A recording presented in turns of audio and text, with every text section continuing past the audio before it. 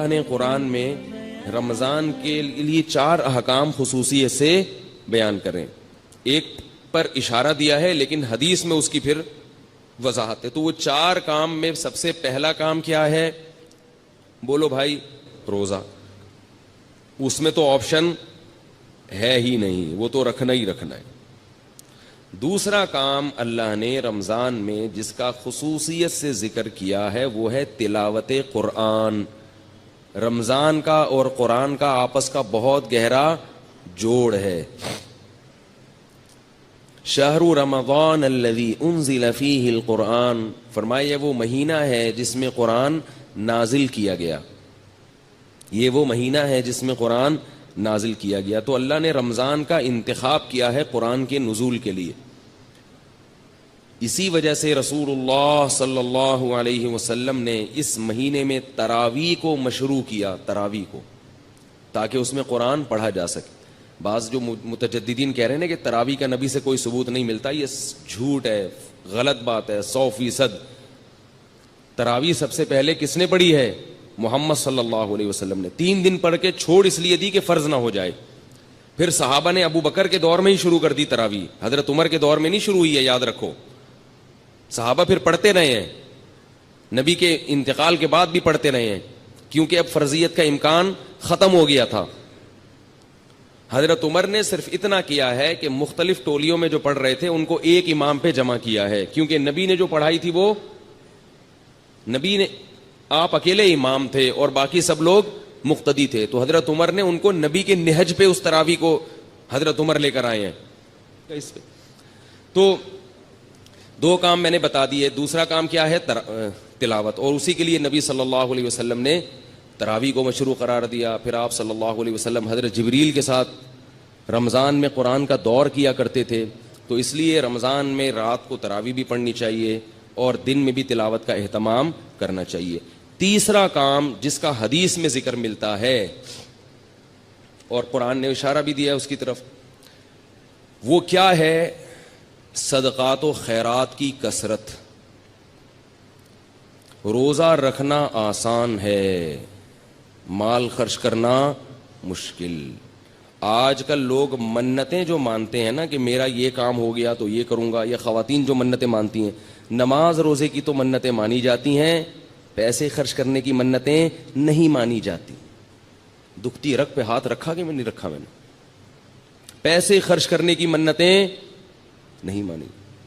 پیسوں سے ہمیں بہت محبت ہے، اور اللہ نے جہاں نماز کا ذکر کیا وہاں مال خرچ کرنے کا ذکر ساتھ ساتھ کیا. اس سے پتہ چلتا ہے کہ اللہ کو کنجوس نمازی پسند نہیں ہے.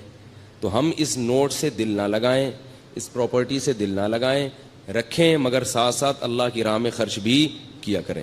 آپ کو پتہ ہے کہ پہلے صوفیاء کرام کی جو خانقاہ ہوتی تھی، آج کل چند ایک کو چھوڑ کے اچھے لوگ بھی ہیں تصوف میں الحمدللہ، انہی کی برکت سے آج یہ دین قائم ہے. ہم بھی اسی تصوف کے سلسلے سے جڑے ہوئے ایک نالائق ہیں جو آج یہاں بیٹھ کے ٹوٹا پھوٹا دین کا کام کر رہے ہیں. تصوف پر رد ہرگز مقصد نہیں ہے، کسی کا مذاق اڑانا مقصد نہیں ہے، لیکن بہت سی خانقاہیں کھانے پینے کا ایک ہوٹل بنی ہوئی ہیں، لنگر فری کے چل رہے ہیں، اور مریدین آ کے پڑے ہوئے ہیں، کھا رہے ہیں، کھا کے گردنیں موٹی ہو رہی ہیں. جب ان سے پوچھا جائے کہ تم یہاں کیوں پڑے ہوئے ہو تو کہتے ہیں ہم اصلاح کرنے کے لیے آئے ہوئے ہیں. ہم کیوں آئے ہوئے ہیں؟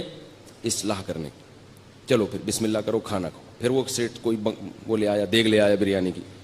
تو بھائی کوشش کیا کرو جتنا ممکن ہو کھانا اپنے پیسوں سے کھایا کرو، اس سے اصلاح زیادہ ہوتی ہے. دوسروں کے پیسوں سے کھانا کھانے سے اصلاح بولو نا کم ہوتی. اور اگر خانقاہ میں ہو تو کوشش کرو کھاؤ ہی نہیں، روزے رکھو، کیونکہ روزے رکھنے سے جو اصلاح ہوتی ہے وہ کھانے سے نہیں ہوتی. تو بہرحال تو رمضان میں تیسرا کام کیا کرنا ہے؟ کڑک کڑک نوٹ بولو اللہ کی راہ میں، بولو نا، جملہ مکمل کریں، آدھا کام اسی سے ہو جائے گا، بولنے سے ہو جاتا ہے. کڑک کڑک نوٹ اللہ کی راہ میں خرچ کرنے ہیں. اور شیطان کہے گا کیا کر رہے ہو، اتنی محنت سے کمائے ہیں، اتنی محنت سے کمائے ہیں، کیسے دے دوں؟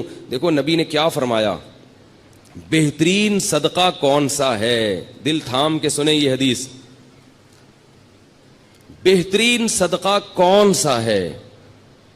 فرمایا تأمل الغنا وتخشى الفقر، وہ صدقہ کہ رقم خرچ کرنے کے وقت تمہیں یہ خیال ہو کہ اگر میں نے یہ پیسے خرچ نہیں کیے تو ان پیسوں سے مزید پیسہ بنا سکتا ہوں، ان پیسوں سے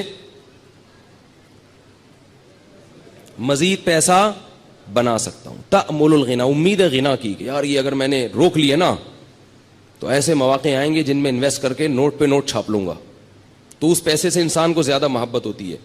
دوسری چیز اس میں یہ ہو تخشى الفقر، اگر ابھی خرچ کیا تو موجودہ حالت سے نیچے بھی آ سکتا ہوں، صرف امیدیں نہیں ہیں، خطرات بھی ہیں۔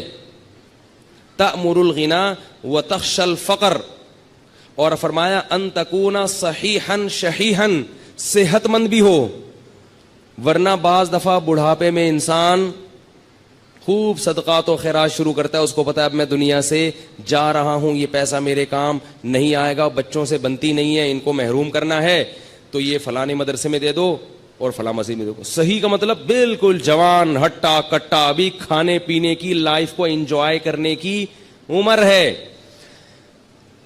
یہ میں نہیں کہہ رہا بھائی، مجھ پہ کیوں غصے ہو رہے ہیں؟ میں تھوڑی کہہ رہا ہوں، یہ کون کہہ رہا ہے؟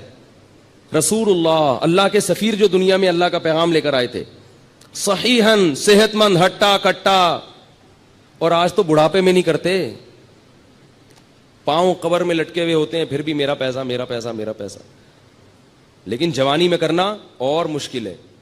ان تکون صحیحاً، 4 شرطیں۔ دوسرا شحیحاً، شحیح، طبیعت میں کیا ہو؟ بخل ہو، جان نکل رہی ہو روکڑا، یعنی اپنی طبیعت بھی نہ آمادہ ہو رہی ہو۔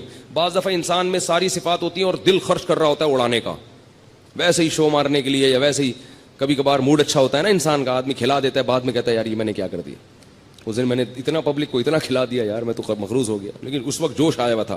فرمائے جوشیلی طبیعت نہ ہو، بلکہ شح کا کیا مطلب ہے؟ اندر طبیعت میں انقباض پیدا ہو رہا ہو، طبیعت یار کیا، جیسے نوٹ نکلتے ہوئے ایسا لگ رہا ہو جیسے کوئی کھال نکال رہا ہے، آپ کی کوئی کھال ادھیڑ رہا ہے، ایسے نوٹ ادھڑ رہا ہو۔ فرمایا یہ جو 4 صفتیں جس صدقے میں پائی جائیں گی، اس سے بہتر صدقہ بولو بھائی کوئی بھی نہیں۔